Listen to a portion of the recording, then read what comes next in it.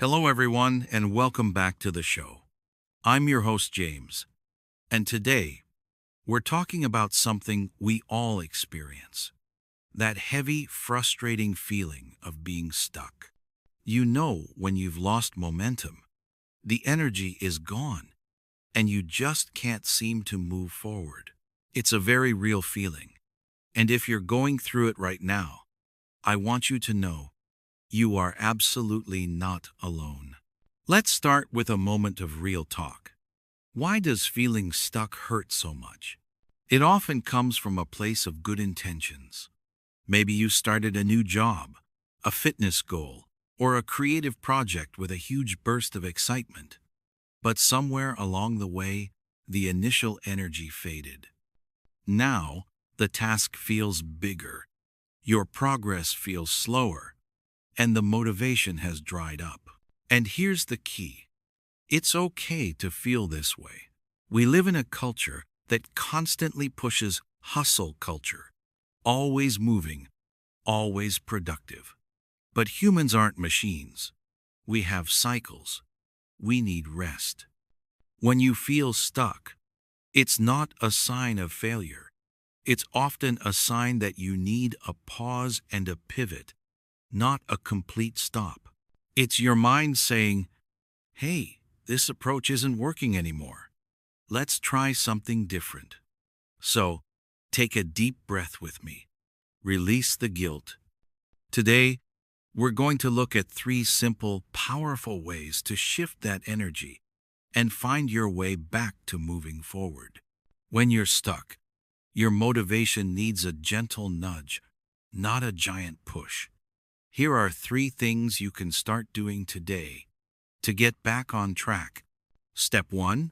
Focus on the tiny step, not the mountain. When we look at a big goal, like finishing a degree or launching a business, it can feel like a giant, overwhelming mountain. That's why we freeze. The fix? Break it down until it feels almost ridiculously small. Instead of thinking, I need to write that 20-page report, think, I will open the document and write the title. Instead of, I need to clean the entire house, think, I will put away 5 things in the kitchen. This is called the 5-minute rule. Commit to working on the task for just 5 minutes. Here's the magic. Once you start, and you break through that initial resistance, you'll often find the momentum to keep going. But even if you only do 5 minutes, you win. You move the needle. Motivation comes after action, not before it. Take the smallest possible step. Step 2. Revisit your why. When things get hard, we forget why we started. Our big goal was connected to a deep desire to feel healthier, to create something meaningful, to have financial freedom. Take 10 minutes, grab a journal, or just sit quietly and ask yourself this question. Why did this goal matter to me in the first place? Don't focus on the task, the gym, the coding, the writing. Focus on the feeling the goal will give you. Confidence, peace, joy. Connecting back to that emotional why is like plugging back into your power source. It reminds you that the struggle is temporary, but the reward, that feeling, is what you're really working for. Step 3. Change your scenery. Literally, if you feel stuck, your environment might be contributing to it. Our brains connect specific locations to specific routines. If you always feel stuck at your desk itself can become a trigger for that feeling. So, let's try a simple change. If you normally work in the living room, take your laptop to a coffee shop, or even just move to a different chair. If you normally exercise indoors, try a 15-minute walk outside. Changing your scenery is like a mini reset button for your brain. It introduces a small element of novelty, which can spark creativity and break the routine that is holding you in place. A new location can bring a fresh perspective. Now, I want to share a mindset shift that changed the game for me. It's about accepting the messy middle. When we look at successful people, we often see their finished product.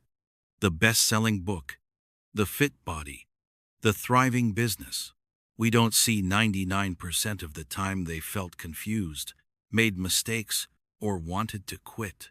The feeling of stuck often comes from the desire for perfection. We wait until we have the perfect plan, the perfect amount of time, or the perfect mood. But waiting for perfect is just a sophisticated form of procrastination. Your best work will be done when you commit to being good enough right now. Stop aiming for an A+. Just aim for an A, or even a B. Give yourself permission to suck a little bit at the start. The key is consistent effort, not perfect execution. If you write a bad page, it's still progress. If you have a mediocre workout, you still showed up. The only way to get unstuck is to choose progress over perfection. Say it with me. It doesn't have to be perfect, it just has to be done. Before we wrap up, let's bring this all home. You are here, listening to a podcast about motivation, which means a part of you wants to move forward. That desire is powerful. Don't underestimate it. The next time you feel that heavy, stuck feeling, I want you to remember 3 things. Be kind to yourself. Talk to yourself the way you would talk to a best friend who is struggling. Take the tiny step. Just one small action creates a ripple. Choose progress over perfection. Done is better than perfect. Feeling stuck is part of the journey. It's the time when the real, deep work is happening, the work that prepares you for your next breakthrough. Don't quit right before the miracle. Take a rest if you need to, but then choose that one tiny step forward. You've got this. Thank you so much for tuning in today. If this episode helped you, please share it with a friend who might be feeling stuck too. We're all in this together.